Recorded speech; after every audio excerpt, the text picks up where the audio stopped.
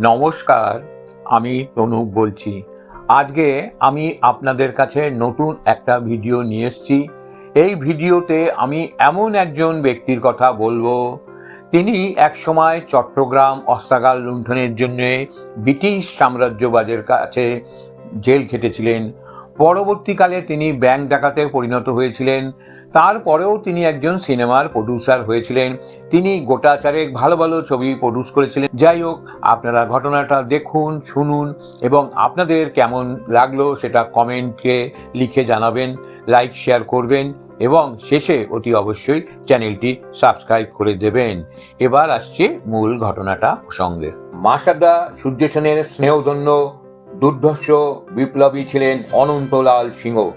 তিনি চট্টগ্রাম অস্ত্রাগার লুণ্ঠন মামলায় আরও অনেক বিপ্লবীদের সঙ্গে জেলে আটক হয়েছিলেন। অন্যান্য বিপ্লবীরা ছিল লোকনাথ বল, গণেশ ঘোষ, লালমোহন সেন, সুবোধ চৌধুরী, ফণীভূষণ নন্দী ইত্যাদি। যাবজ্জীবন কারাদণ্ডে দণ্ডিত হয়ে আন্দামানে যান অনন্ত সিংহ। বন্দীদের সাথে নিষ্ঠুর এবং অতীব ঘৃণ্য আচরণের জন্য জেলের মধ্যে গণ অনশনে সামিল হয়েছিলেন অনন্ত সিংহ। সেলুলার জেল বন্ধ হয়ে যায় 1938 সালে। তখন তাকে দেশে ফিরিয়ে আনা হয় এবং তাকে আলিপুর জেলে বন্দি করে রাখা হয়। বন্দি অবস্থায় আকৃষ্ট হন মার্ক্সবাদে। 1946 সালে আগস্ট মাসে মুক্তি পেয়ে যোগ দেন কমিউনিস্ট পার্টিতে। দেশ স্বাধীন হবার পর নিজেকে প্রত্যক্ষ রাজনীতির থেকে দূরে রাখেন। পুরনো গাড়ি কেনাবেচার ব্যবসার পাশাপাশি টালিগঞ্জে সিনেমা প্রযোজনার সঙ্গেও জড়িত হয়ে পড়েন। 1951 সাল নাগাদ অনন্ত সিংহর সাথে আলাপ হয় তুখোর অভিনেতা ভানু বন্দ্যোপাধ্যায়ের। মাস্টারদার সহযোগী বিপ্লবী অনন্ত সিংহকে তিনি খুব ভক্তি করতেন। অনন্ত সিংহ তার অনেকগুলি ছবির প্রযোজকও হয়েছিলেন। এর মধ্যে প্রথম দুটি ছবি সাফল্যের মুখ দেখেনি। যেমন শেষ পরিচয় মুক্তি পেয়েছিল 1957 সালে, কিন্তু সেটা খুব একটা সফল হয়নি। এরপরে একটি ছবি মুক্তি পায়, নতুন প্রভাত, ওই একই বছরে, কিন্তু এটাইও সাফল্য পায়নি। এটির ঘটনা ছিল মানসিক হসপিটালে যে সমস্ত মানুষ থাকে তাদের জীবন নিয়ে। এরপর বিজ্ঞানী সত্যেন বসু ও বিপ্লবী অনন্ত সিংহ দুজনে মিলে একটি কোম্পানি খুলে ফিল্ম প্রোডাকশন শুরু করে দিয়েছিলেন। নাম ছিল স্পার প্রাইভেট লিমিটেড। শেষ পরিচয় ছবিটির প্রযোজক ছিল এই সংস্থা। এই ছবি প্রথমে উত্তম কুমারের অভিনয় করার কথা ছিল। উত্তম কুমার কোনো কারণে রোলটি ছেড়ে দিলে সেই জায়গায় অভিনয় করেন বসন্ত চৌধুরী। সাবিত্রী চট্টোপাধ্যায়ের এই ছবিতে ডবল রোল ছিল। শেষ পরিচয় ছবিটি তৈরি করতে প্রচুর টাকা ইনভেস্ট করেছিলেন প্রযোজক অনন্ত সিংহ। তিনি বম্বে গিয়ে লতা মঙ্গেশকর দিয়ে গান পর্যন্ত রেকর্ডিং করেছিলেন। ওই ছবি শুরু হওয়ার কিছুদিনের মধ্যেই আবার বিকাশ রায়কে পরিচালক করে আরেকটি ছবির নির্মাণ কাজে হাত দেন অনন্ত সিংহ। ছবিটির নাম ছিল নতুন প্রভাত, কিন্তু দুর্ভাগ্যজনকভাবে দুটি ফ্লপ করে। এর পরের বছর 1958 সালে মুক্তি পায় অনন্ত সিংহ প্রযোজিত ভানু বন্দ্যোপাধ্যায় অভিনীত ছবি জমালয়ে জীবন্ত মানুষ। বুঝতেই পারছেন কত বিখ্যাত সেই ছবি। এই ছবির গল্পটা ছিল 40-এর দশকের হলিউড মুভি। ছবিটার নামটা মনে রাখুন, এটি একটি হলিউড মুভি থেকেই নেওয়া ছিল, হিয়ার কামস মিস্টার জর্ডান। এই হলিউড ছবিটি অবলম্বনে, কিন্তু ওই একই গল্প নিয়ে সেই বছরে স্বর্গমত্ত নামে আরেকটি ছবিও তৈরি হচ্ছিল। সেই ছবিতেও অভিনয় করছিলেন ভানু বন্দ্যোপাধ্যায়। তখন জমালয়ে জীবন্ত মানুষ ছবির গল্প চেঞ্জ করা হলো অন্যভাবে। জমালয়ে জীবন্ত মানুষ ছবিটি বেশ ধুমধাম করে রিলিজ হয়েছিল ও ব্যাপকভাবে হিট করেছিল ছবিটি। এরপর অনন্ত সিংহ ভ্রান্তি ও শকের চোর নামে আরও দুটি ছবি নির্মাণ করেছিলেন, কিন্তু ছবি দুটিও ফ্লপ করে। এই দুটি ছবি ফ্লপ না করলে অনন্ত সিংহ সুচিত্রা সেনকে নিয়েও একটি ছবি তৈরি করবেন ভেবেছিলেন।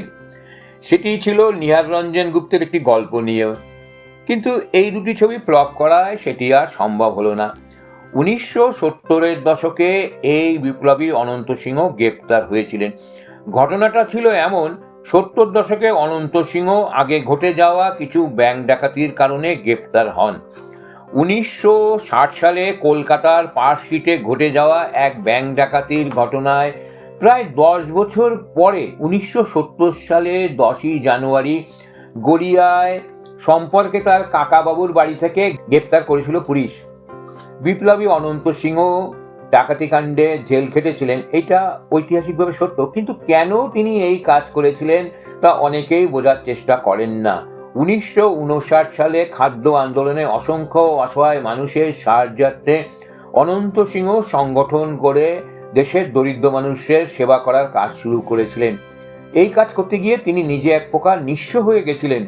তিনি দেখলেন দেশে একদল লোকের কাছে শুধু টাকা টাকা, অন্যদিকে একদল প্রায় খেতেই পায় না। অথচ স্বাধীন দেশের সরকার কোনো বলিষ্ঠ পদক্ষেপ নিচ্ছে না।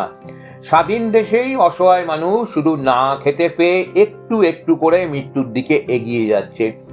এই স্বাধীনতা তারা চাননি বলেই অনন্ত সিংহের মনে হয়েছিল, কিন্তু সময় তখন অনেক দ্রুত পাল্টে গিয়েছিল। নতুনভাবে সংগঠন তৈরি করে দরিদ্র মানুষের দুঃখ দূর করার সংকল্প নিয়ে তিনি ব্যাংক ডাকাতির রাস্তায় যেতে বাধ্য হয়েছিলেন। তিনি নিজে সশরীরে সরাসরি ডাকাতিতে যুক্ত ছিলেন না, পরিকল্পনাটা তিনি তৈরি করে দিয়েছিলেন। তার মতো বিপ্লবীর এ হেন অবস্থা অনেককেই ব্যথিত করেছিল।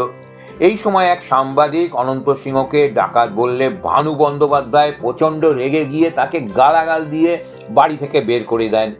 অনন্ত সিংহ তখন আলিপুর সেন্ট্রাল জেলে বন্দি। তখন ভানু বন্দ্যোপাধ্যায়ের মেয়ে বাসুবীর বিবাহ হলো। ভানু বন্দ্যোপাধ্যায় মেয়ের বিয়ের ভোজনের সমস্ত ব্যবস্থা নিয়ে জেলবন্দি অনন্তর কাছে পৌঁছে দিয়েছিলেন। প্রায় 8 বছর মামলা চলেছিল অনন্ত সিংহের বিরুদ্ধে, যদিও শেষ পর্যন্ত সরকার প্রমাণ করতে পারেনি যে অনন্ত সিংহ ডাকাতি করেছেন। সরকারও তাই এই মামলা বন্ধ করে দেয়। 1979 সালের 25শে জানুয়ারি হৃদরোগে আক্রান্ত হয়ে মৃত্যুবরণ করেন এই অদ্ভুত ব্যতিক্রমের চরিত্রের মানুষটি। একধারে তিনি ডাকাত, একধারে বাংলা চলচ্চিত্রের প্রযোজক। তবে সব কিছু ছাড়িয়ে তিনি ছিলেন আসলেই একজন সশস্ত্র সংগ্রামী বীর বিপ্লবী, এ কথা অনস্বীকার্য। কি আপনারা আমার সাথে একমত হলেন তো? না হলেও আপনাদের যদি অন্য কোনো মত থাকে তাহলে একটু লিখে জানাবেন। এই ভিডিওটি আপনারা আপনাদের বন্ধুদের সাথে শেয়ার করুন, কারণ এই যে অনন্ত সিংহের মতো মানুষ, এরকম মানুষ লাখে আসে। সাধারণত এই ধরনের মানুষের কথা সবাই জানতে পারে না। তার কথা আপনারা আপনাদের বন্ধুদের সাথে শেয়ার করুন, লাইক করুন এবং অতি অবশ্যই চ্যানেলও সাবস্ক্রাইব করে দেবেন।